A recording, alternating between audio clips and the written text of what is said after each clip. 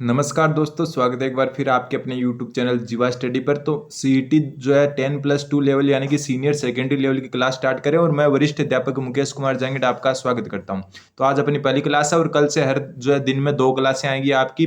तो उसमें हम राजस्थान जीके भी देखेंगे और जो सीईटी ग्रेजुएशन लेवल हुआ है उसके पेपर के हिसाब से हम इंडिया जीके भी देखेंगे, कंप्यूटर भी देखेंगे, साइंस भी देखेंगे, करंट भी देखेंगे। तो हर जो है क्वेश्चन कवर करेंगे एक वीडियो में और डेली के 2 वीडियो मिलेंगे आपको। तो आप चैनल पर नए हैं तो सब्सक्राइब कर सकते हैं। सबसे पहला क्वेश्चन है आज का कि बेराट सभ्यता स्थल की खोज कहाँ हुई थी। बेराट सभ्यता स्थल की खोज कहाँ हुई थी। ऑप्शन ए है भीम डूंगरी, ऑप्शन जो है सॉरी ये बी है महादेव डूंगरी, ऑप्शन सी है बिजक डूंगरी, ऑप्शन डी है गणेश डूंगरी। तो जो बेराट सभ्यता है उसकी स्थल की खोज कहाँ से हुई थी, मतलब देखो भीम डूंगरी भी वही है, महादेव डूंगरी भी वही है, बिजक डूंगरी भी वही है और जो है सॉरी बिजक जो डूंगरी वही है, गणेश डूंगरी भी वही है। लेकिन जो है इसकी सर्वप्रथम जो खोज हुई थी वो कहाँ से हुई थी, तो इसका उत्तर हो जाएगा आपके बिजक की डूंगरी। कौन सी हो जाएगा? बिजक की डूंगरी। ठीक है, बेराट के बारे में थोड़ा सा बात कर लेते हैं। जो भीम डूंगरी है यहाँ से महाभारत कालीन अवशेष मिलते हैं। ठीक है, महाभारत कालीन अवशेष मिलते हैं। तो और इसके साथ साथ जो है एक जो है बेराट से मिलता हुआ है आपके जो महाभारत कालीन और बौद्ध कालीन। ठीक है, कौन से? बौद्ध कालीन।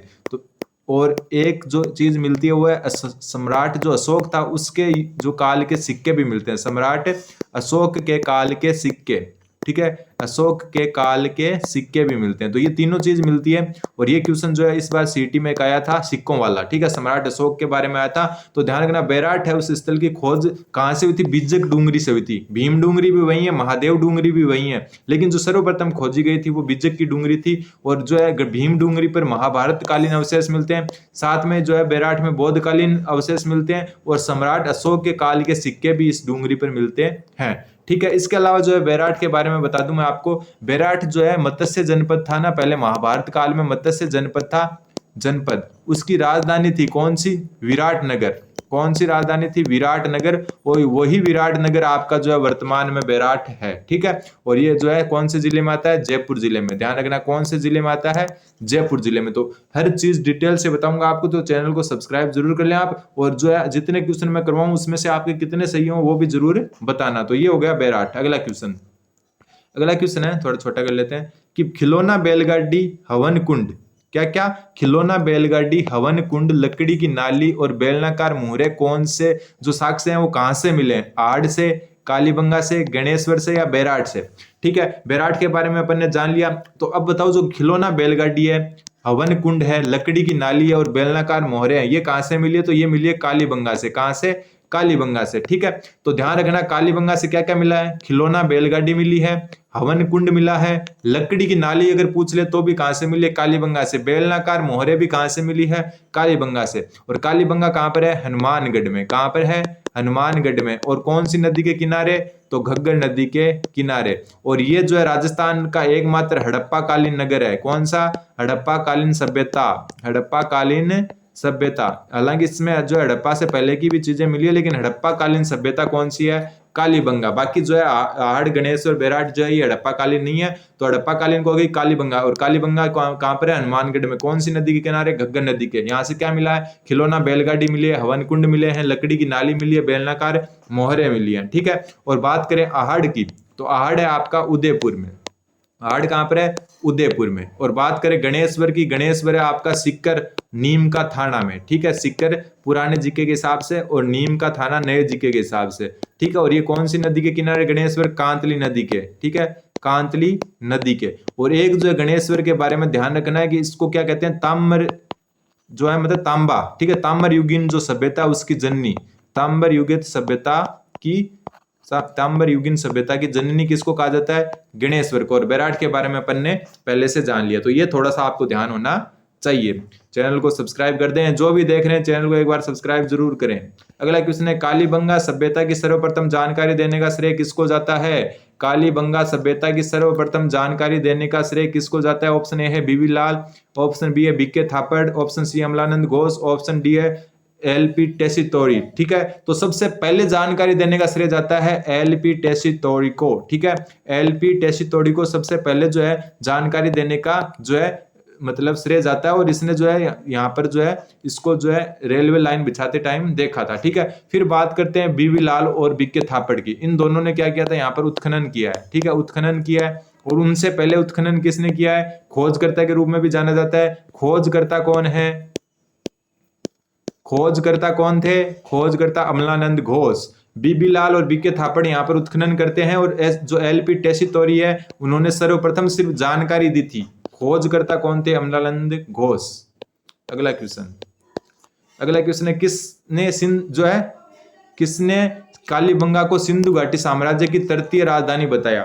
अभी मैंने आपको बताया सिंधु घाटी सभ्यता को क्या कहते हैं, हड़प्पा सभ्यता, और राजस्थान में एकमात्र हड़प्पा सभ्यता कौन सी है, कालीबंगा। तो कालीबंगा को सिंधु घाटी साम्राज्य की तृतीय राजधानी किसने बताया, तो इसका उत्तर होगा दयाराम नहीं, दशरथ शर्मा। क्या होगा, दशरथ शर्मा। इंपॉर्टेंट बनता है, क्वेश्चंस आया हुआ है बहुत सारे एग्जाम में। तो कालीबंगा को सिंधु घाटी सभ्यता की तीसरी राजधानी या तृतीय राजधानी किसने बताया है, तो दशरथ शर्मा ने बताया है। अगला क्वेश्चन, अगला क्वेश्चन है कि किस सभ्यता में मकान व बस्तियों के निर्माण में ईंटों का प्रयोग नहीं था।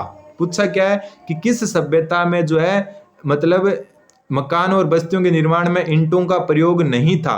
तो देखो आड़ में ईंटों का था, कच्ची ईंटों का जो है धूप में सुखाई हुई ईंटों का, कालीबंगा में जो है पक्की हुई ईंटों का था, बेराट में भी ईंटों का प्रयोग मिलता है, लेकिन गणेश्वर में जो है ईंटों का प्रयोग नहीं मिलता है। तो उत्तर क्या हो जाएगा इसका, गणेश्वर। ठीक है, पक्की हुई ईंटें कहां पर, पक्की हुई ईंटें कहां पर मिली है, तो कहां पर मिली है, कालीबंगा में। तो पक्की हुई ईंटें कालीबंगा में, और गणेश्वर ऐसी सभ्यता है जिसमें जो है किसी भी प्रकार की ईंटों का प्रयोग नहीं हुआ है। अगला क्वेश्चन, अगला क्वेश्चन देखो, थोड़ा छोटा कर लेते हैं, थोड़ा क्वेश्चन बड़ा है ये।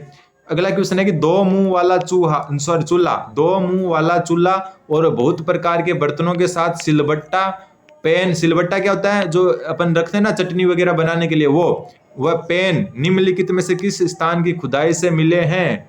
दो मुंह वाला चूल्हा मतलब दो मुंह वाला चूल्हा और बहुत प्रकार के बर्तनों के साथ सिलबट्टा, जो सिलबट्टा होता है जिससे हम पत्थर से जो है कोई चीज पीसते हैं, चटनी वगैरह, और पैन और निम्नलिखित में से किस सभ्यता की जो है आपकी खुदाई से मिला है। तो देखो जो दो ये सारे के सारे दो मुंह वाले चूल्हे वगैरह कहां से मिले, अहाड़ से। ध्यान रखना, कालीबंगा मत कर देना, कालीबंगा नहीं होगा इसका उत्तर, कालीबंगा गलत है इसका, कालीबंगा नहीं है। कौन होगा, अहाड़। तो उत्तर क्या हो जाएगा इसका, सिलबट्टा वगैरह और दो मुंह वाला चूल्हा कहां से मिला, अहाड़ से। अहाड़ कहां पर है, उदयपुर में, अभी बताया था आपको। अगला क्वेश्चन, राजशेखर किसके दरबार में था।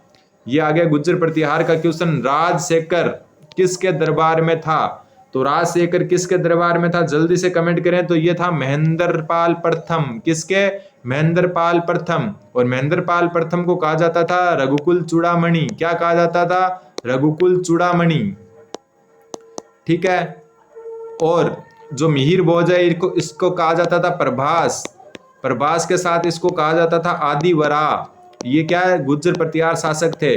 तो राजशेखर क्वेश्चन पूछ सकते हैं, क्योंकि राजशेखर जो है प्रसिद्ध जो है कवि रहे थे या फिर जो है लेखक रहे थे, और उनका जो है किसके दरबारी थे, ये गुज्जर प्रतिहार शासक महेंद्रपाल प्रथम के। अगला क्वेश्चन, अगला क्वेश्चन है कि ओसिया में महावीर स्वामी को समर्पित जैन मंदिर। तो सबसे पहले तो आपने को क्या पता चला कि ओसिया में क्या है, जैन मंदिर है। इसका निर्माण किस राजा के काल में हुआ, इंपॉर्टेंट क्वेश्चन बनता है। और अपन जो है जो अभी ग्रेजुएशन सीईटी है उसके लेवल से भी 10+2 सीईटी को देखेंगे। तो राजस्थान जीके के साथ हम कंप्यूटर वगैरह भी और करंट भी करेंगे, इंडिया जीके भी करेंगे, साइंस भी करेंगे, मैथ भी करेंगे। तो ओसिया में महावीर स्वामी को समर्पित जैन मंदिर का जो है निर्माण किस शासक के काल में हुआ था, तो जल्दी से कमेंट करें। तो ये हुआ था वत्सराज के जो है वत्सराज, ठीक है, वत्सराज प्रतिहार, गुज्जर प्रतिहार शासक वत्सराज के काल में जो है ओसिया में महावीर स्वामी के समर्पित जो जैन मंदिर है उसका निर्माण हुआ था। तो ध्यान रखना, ओसिया का जैन मंदिर वत्सराज के काल का था। फिर प्राचीन ग्रेनाइट और नीस शैल समूह की विशेषता है। ठीक है, प्राचीन जो ग्रेनाइट और नीस शैल है वो समूह किसकी विशेषता है ये बताना है। क्या वो हड़ौती पठार की है, क्या वो अरावली पर्वत की है, क्या वो मालवा के पठार की, क्या वो विंध्य पठार की है। तो नाम से पता चला ग्रेनाइट वगैरह कहाँ पर मिलती है, तो आपको अरावली पर्वत श्रृंखला में मिलती है। तो ये जो है अरावली जो है वो प्राचीन ग्रेनाइट और नीस शैल समूह की विशेषता होती है, किसकी होती है, अरावली पर्वत श्रृंखला की। अगला क्वेश्चन, अगला क्वेश्चन है एएम हेरोन, एएम हेरोन ने सर्वप्रथम अध्ययन किया था। एएम हेरोन ने सर्वप्रथम किसका, तो यही आप देखो राजस्थान जी के चरा, तो अरावली ही इसका उत्तर होगा। किसका, अरावली महासमूह का सर्वप्रथम अध्ययन किसने किया, एएम हेरोन ने। ठीक है, अगला क्वेश्चन, अगला क्वेश्चन, ग्वालियर प्रशस्ति, जो ग्वालियर प्रशस्ति किसके काल की थी, है ये मिहिर भोज के काल की। ठीक है, मिहिर, हर प्रकार के क्वेश्चन आएंगे, आप चैनल पर बने रहें। ये क्या थी, मिहिर भोज के काल की। में गुज्जर प्रतिहारों को किसका वंशज या अवतार बताया गया है, जो ग्वालियर प्रशस्ति है उसमें गुज्जर प्रतिहारों को किसका जो है आपके जो है किसका जो बताया गया, मतलब अवतार किसका बताया गया, वंशज किसका बताया गया, मतलब जो गुज्जर प्रतिहार है वो किसके वंशज है, तो लक्ष्मण के, भगवान राम के भाई लक्ष्मण का वंशज बताया गया है गुज्जर प्रतिहारों को। किसमें, ग्वालियर प्रशस्ति में। और ग्वालियर प्रशस्ति जो है वो मिहिर भोज के काल में लिखी गई थी। अगला क्वेश्चन, गुज्जर प्रतिहारों की मंडोर राजधानी स्थापित की थी, किसने की थी, गुज्जर प्रतिहारों की राजधानी मंडोर किसने स्थापित की थी। इंपॉर्टेंट क्वेश्चन बनता है, तो किसने की थी, नागभट्ट ने, नागभट्ट द्वितीय, ये ध्यान रखना कौन है, नागभट्ट द्वितीय। ठीक, अब है जो है आपकी मंडोर राजधानी किसने की थी, तो नागभट्ट ने। ठीक है, और नागभट्ट जो प्रथम है इसने जो है जालोर की थी, नागभट्ट प्रथम ने जालोर, कौन सी, जालोर। तो जालोर राजधानी किसने बनाई, नागभट्ट प्रथम ने। और मंडोर किसने बनाई, तो ऑप्शन के हिसाब से नागभट्ट इसका सही उत्तर हो जाएगा। अगला क्वेश्चन बहुत इंपॉर्टेंट क्वेश्चन है, मूणोत नैणसी, मूणोत नैणसी ने गुज्जर प्रतिहारों की कितनी शाखाओं का उल्लेख किया था। मूणोत नैणसी ने गुज्जर प्रतिहारों की कितनी शाखा का जो है उल्लेख किया था, तो 26 इसका सही उत्तर हो जाएगा। क्या हो जाएगा, 26। तो उत्तर हो जाएगा इसका ऑप्शन नंबर ए। तो 26 शाखाओं का उल्लेख मूणोत नैणसी ने किया था, किसकी, गुज्जर प्रतिहारों की। अगला क्वेश्चन, कालीबंगा से प्राप्त साक्ष्य नहीं है, कालीबंगा से कौन सा साक्ष्य प्राप्त नहीं हुआ है, तो जल्दी से कमेंट करके बताएं। सबसे पहली बात तो है अंडाकार कुएं बिल्कुल हुए हैं। ठीक है, अग्निवेदिकाएं अभी ऊपर देखा था बिल्कुल हुए हैं, ऊंट की हड्डियां बिल्कुल हुई है। लेपिस हाजुली, ये एक जो है लेपिस हाजुली जो है ये जो है हड़प्पा से जरूर प्राप्त हुए हैं, लेकिन कालीबंगा से प्राप्त नहीं हुए। तो कौन सा नहीं हुआ, ऑप्शन नंबर डी। अगला क्वेश्चन, किस सभ्यता स्थल से दुर्गनुमा भवन के साक्ष्य मिले हैं, तो दुर्गनुमा भवन के साक्ष्य, दुर्गनुमा भवन के साक्ष्य कौन सी सभ्यता से मिले हैं, तो उत्तर होगा बालाथल। कौन सी सभ्यता से, बालाथल सभ्यता से। जो भी सीटी की तैयारी करें ध्यान दें, 40% बनाने हैं आपको, उसके लिए अच्छे से पढ़ना होगा, क्योंकि जो है लेवल अच्छा आता है पेपर का। तो बालाथल में से क्या जो है दुर्गनुमा भवन के साक्ष्य मिले हैं। अब देखो ताम्र संचयी सभ्यता के नाम से प्रसिद्ध सभ्यता स्थल, ताम्र संचयी सभ्यता अभी ऊपर बता के आया हूं मैं, अगर याद है तो बताओ। ताम्र संचयी, ताम्र युगीन सभ्यता की जननी किसे कहते हैं, गणेश्वर को। तो उत्तर क्या हो जाएगा, गणेश्वर। ठीक है, डेली हम अलग अलग टॉपिक लाएंगे। आज अपनी सभ्यता वाला टॉपिक है, कल दूसरा टॉपिक आएगा, ठीक है, और परसों दूसरा आएगा। तो डेली दूसरा टॉपिक लाएंगे और दिन की 2 क्लासें आपको मिलेगी। फिर है कंप्यूटर के कथन, जो कंप्यूटर के क्वेश्चन आगे असत्य कथन बताना है। क्या बताना है, असत्य कथन बताना है। प्रथम electric and mechanic computer mark 1 है। दोबारा देखें इस क्वेश्चन को कि असत्य कथन बताना है, तो प्रथम जो गलत क्वेश्चन है वो बताना है। प्रथम electric and mechanic computer mark 1 है, तो बिल्कुल सही है। इससे एक अलग क्वेश्चन आपको दिख रहा है कि मार्क 1 क्या है, प्रथम इलेक्ट्रिक एंड मैकेनिकल कंप्यूटर। तो पहला क्या हो गया, सही हो गया। ठीक है, दूसरा मार्क 1 IBM के सहयोग से जॉन मचुली ने बनाया था, तो बिल्कुल गलत है। ठीक है, mark 1 automatic sequence control calculator था, बिल्कुल सही है। IBM कंपनी को बिग ब्लू के नाम से भी जाना जाता है, तो बिल्कुल सही है। तो इसमें जो सबसे मेन चीज आपको ध्यान रखनी है वो ऑप्शन नंबर 1 देखना है कि प्रथम इलेक्ट्रिक एंड मैकेनिकल कंप्यूटर का नाम क्या था, मार्क 1 था। ये क्वेश्चन आ सकता है, अभी सुपर कंप्यूटर से क्वेश्चन आए हैं तो ध्यान रखना। अगला क्वेश्चन, दुनिया का प्रथम माइक्रो प्रोसेसर। ये क्वेश्चन RSSB का फेवरेट होता है, जो अधीनस्थ बोर्ड है, कर्मचारी चयन बोर्ड है, उसका फेवरेट होता है। तो दुनिया का प्रथम माइक्रो प्रोसेसर, ध्यान रखना बहुत इंपॉर्टेंट बनता है ये क्वेश्चन। तो इसका उत्तर होगा इंटेल 4004। इंटेल 4004 जो है दुनिया का प्रथम प्रोसेसर था। बहुत इंपॉर्टेंट क्वेश्चन है, वापस रिपीट हो सकता है, तो ध्यान रखना। इंटेल 4004, ना कि 4000, सिर्फ 4000 नहीं, 4004, वो भी इंटेल। अब सही फुल फॉर्म नहीं है वो बताना है कि निम्नलिखित में से कौन सी फुल फॉर्म है वो सही नहीं है। सबसे पहले PDA, तो PDA होता है पर्सनल डिजिटल असिस्टेंट, तो बिल्कुल सही है, याद होना चाहिए आपको। फिर है CDS, तो CDS होता है कंट्रोल डाटा कॉर्पोरेशन, बिल्कुल सही है। फिर अब फ्लॉप्स को देखते हैं। पहले फ्लॉप्स है फ्लोटिंग पॉइंट ऑपरेशन पर सेकंड, तो बिल्कुल सही है। चौथा EDCA, तो electric delay storage automatic computer, तो ये डिले नहीं आएगा यहाँ पर, तो ये गलत हो गया। ठीक है, तो असत्य पूछा तो ऑप्शन सी इसका सही उत्तर हो जाएगा। आपको ध्यान ये रखना है सही वाले। पर्सनल डिजिटल असिस्टेंट पीडीएगा, CDS का कंट्रोल डेटा कॉर्पोरेशन, ये दो इंपॉर्टेंट है, क्वेश्चन आते हैं। फिर है पास्कल लाइन मशीन को किस नाम से जाना जाता है? पास्कल लाइन मशीन को किस नाम से जाना जाता है? तो पास्कल लाइन मशीन, पास्कल क्या होता है? जो मशीन होती है ना, पास्कल ऐसे होती है, इसमें से तार लगे होते हैं जिसमें से गोटियां लगी होती है, तो इस मशीन को किसके लिए? एडिंग मशीन है, ये जोड़ने के काम आती है। तो क्या हो गया? पास्कल लाइन मशीन को एडिंग मशीन के नाम से जाना जाता है। अगला क्वेश्चन है स्वचालित एनालिटिक डिफरेंस इंजन किसने बनाया था?